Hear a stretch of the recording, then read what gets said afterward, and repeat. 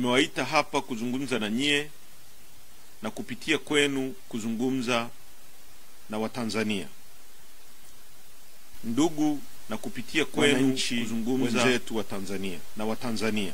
Huu ni msimamo, ndugu, wa chama chenu, Chama cha Demokrasia na Maendeleo Chadema, kuhusu kilichoitwa uchaguzi wa tarehe 29 Oktoba mwaka 2025.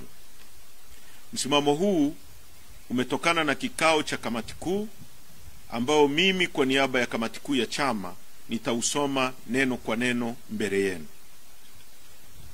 Msimamo wa Chadema kuhusu uchaguzi batili wa tarehe 29 Oktoba mwaka 2025 na kilichojiri baada ya hapo. Namba 1. Uchaguzi wa tarehe 29 Oktoba 2025 ni batili na matokeo yake yote lazima yafutwe. Uchaguzi mzima wa urais, ubunge na udiwani ni batili na hauna uhalali wowote kwa sababu ulifanyika chini ya ukiukwaji mkubwa wa sheria, haki na misingi ya demokrasia. Chadema inasisitiza kufutwa mara moja kwa matokeo yote ya uchaguzi na kuvunjwa kwa kinachoitwa Tume Huru ya Uchaguzi INEC, kwa sababu tume hiyo haina uhuru kuanzia uteuzi wa wajumbe wa tume, muundo wa tume na majukumu yake. Chombo hicho hakina tena uhalali wowote na hakiaminiki na Watanzania kusimamia uchaguzi huru na wa haki. Na msimamo huu unaungwa mkono na waangalizi wote waliokuwepo kuangalia hicho kinachoitwa uchaguzi. Umoja wa Afrika, Jumuiya ya Umoja wa Afrika imesema kwamba uchaguzi haukuwa huru, haki wala credible. SADC imesema hivyo hivyo, Umoja wa Ulaya na Marekani. Namba 2. Samia Suluhu Hassan ni mtawala asiye halali, kwa mabano illegitimate self-imposed ruler. Samia Suluhu Hassan hakupata ridhaa ya wananchi ambao ndio msingi wa mamlaka yote, na serikali yake ni haramu na dhalimu kwa sababu ni matokeo ya uchaguzi ulionajisika. Uongozi wake unategemea mabavu, ukandamizaji na uhalifu wa kisiasa. Kutokana na uchaguzi batili na mazingira ya utawala wa mabavu, Samia Suluhu Hassan hana uhalali wowote kuendelea kuongoza nchi yetu. Namba 3. Ukandamizaji mkubwa wa kisiasa na uhalifu wa dola kabla, wakati na baada ya tarehe 29 mwezi wa 10 mwaka 2025. Utawala wa CCM chini ya Samia Suluhu ulitekeleza na kuendeleza maovu na udhalimu mkubwa dhidi ya raia, wadai demokrasia na haki za binadamu kwa kufanya mambo yafuatayo. 1. Kukamatwa kwa mwenyekiti wa chama taifa ndugu Tundu Antipas Lissu na kufunguliwa kesi ya uongo ya uhaini. 2. Chadema kuzuiwa kufanya shughuli zake halali za kisiasa kinyume na katiba ya Jamhuri ya Muungano wa Tanzania na sheria za nchi, pamoja na kufungiwa akaunti zake zote za benki na chama kuzuiwa kutumia mali zake. 3. Udhibiti wa uhuru wa vyombo vya habari vya ndani kwa kuchuja taarifa zinazotoka kwenda kwa umma na mara nyingine kufungiwa kabisa kurusha habari zozote kwa umma. 4.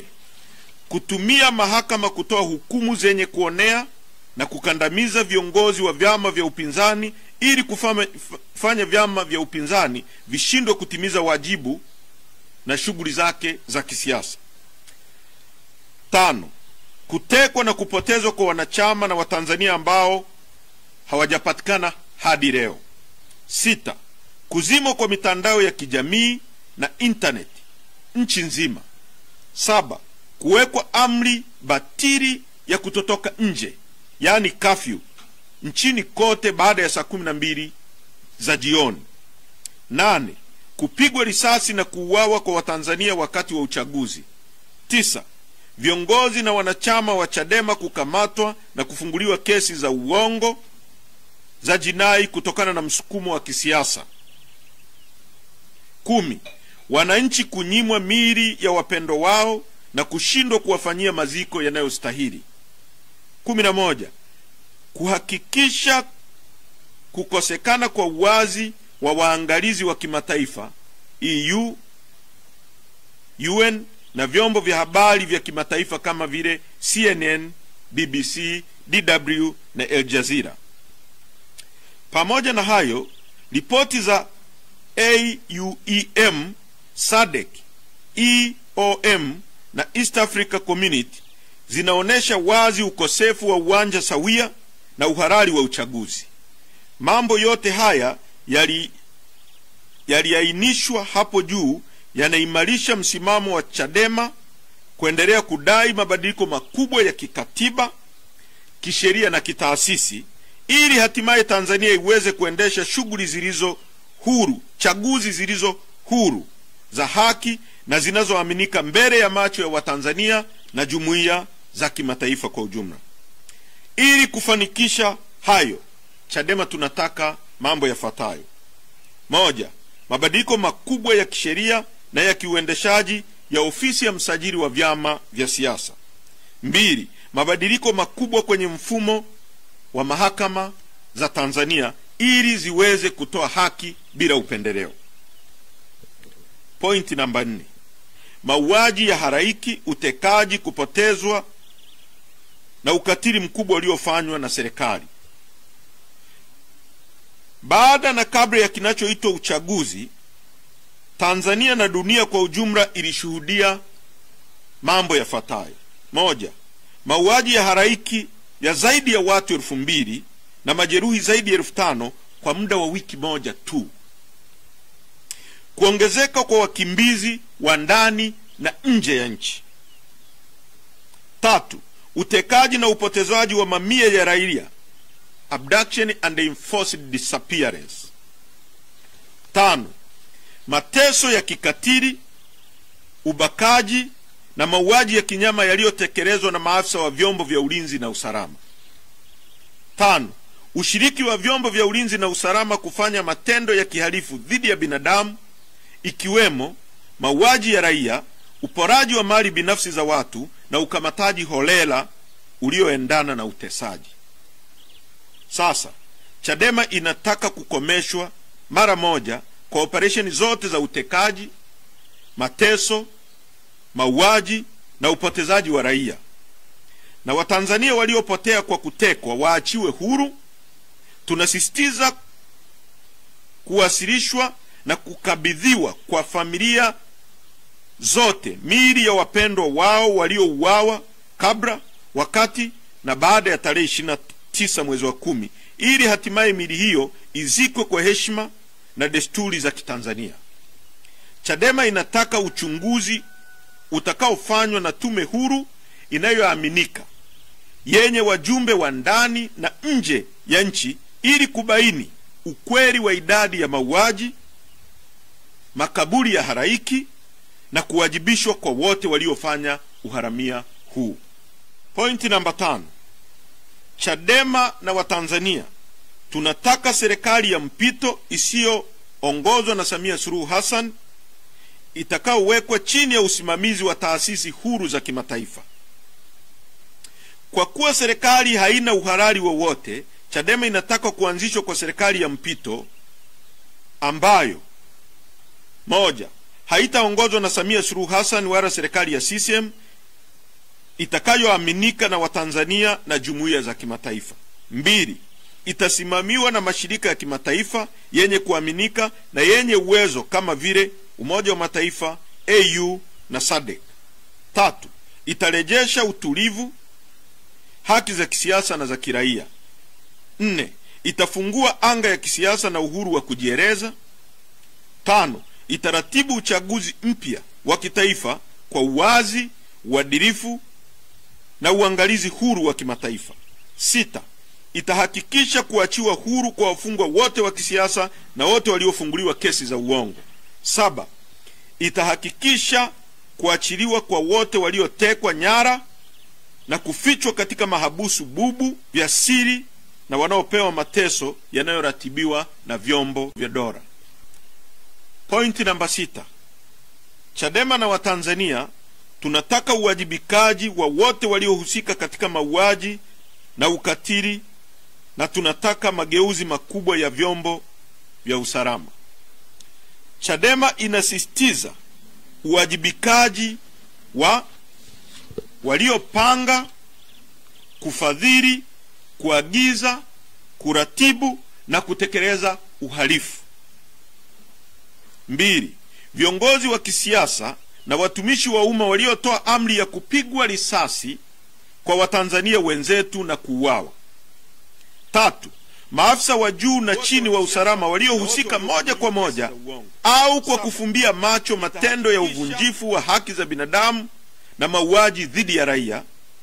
Maafisa wa juu ambao lazima wawajibike au kuwajibishwa ni wakuu wote wa vyombo vya ulinzi na usalama, yaani IGP, CDF,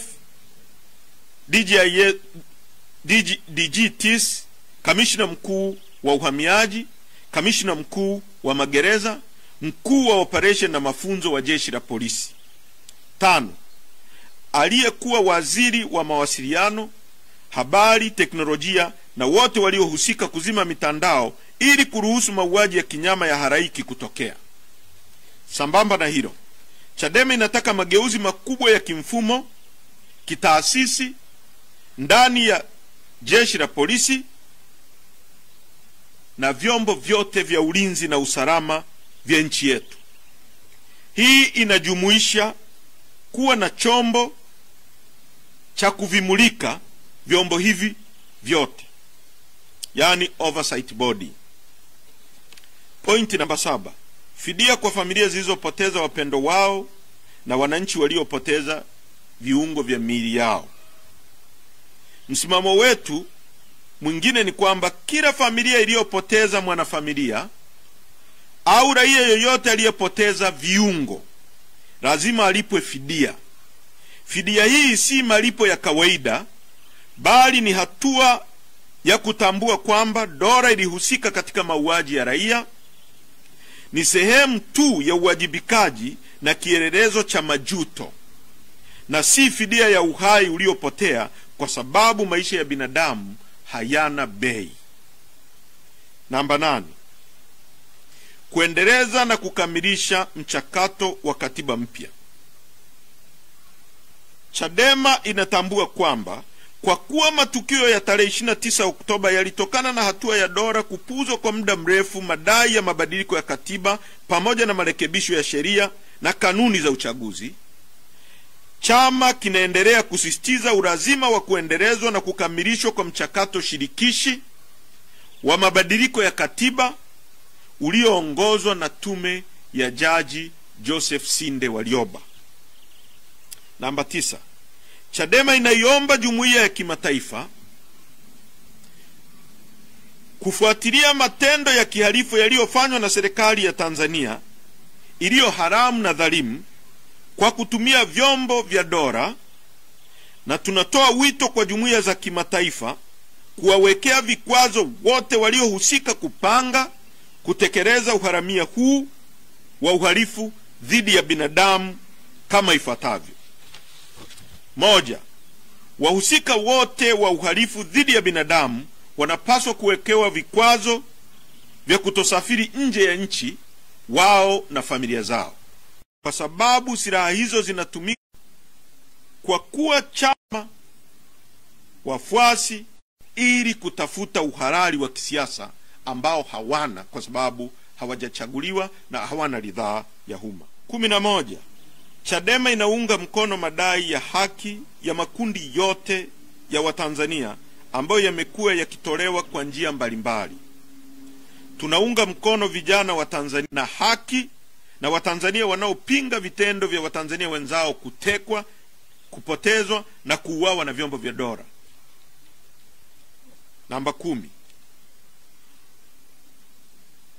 Kwa kuwa chama kimezuiliwa kufanya shughuli zake za kisiasa kwa amri iliyotolewa na mahakama yenye lengo la kuingilia uhuru wa kisiasa wa kufanya shughuli kwa mujibu wa katiba ya nchi yetu, na kwa kuwa chama kinatambua kuwa serikali hii ni haramu iliyopatikana kwa gharama ya damu za raia wasio na hatia na haina uhalali mbele ya umma, Chadema inatoa maelekezo kwa viongozi, wanachama, wafuasi na wananchi wote wanaopenda haki kutotoa ushirikiano kwa kiongozi yoyote wa serikali hii haramu.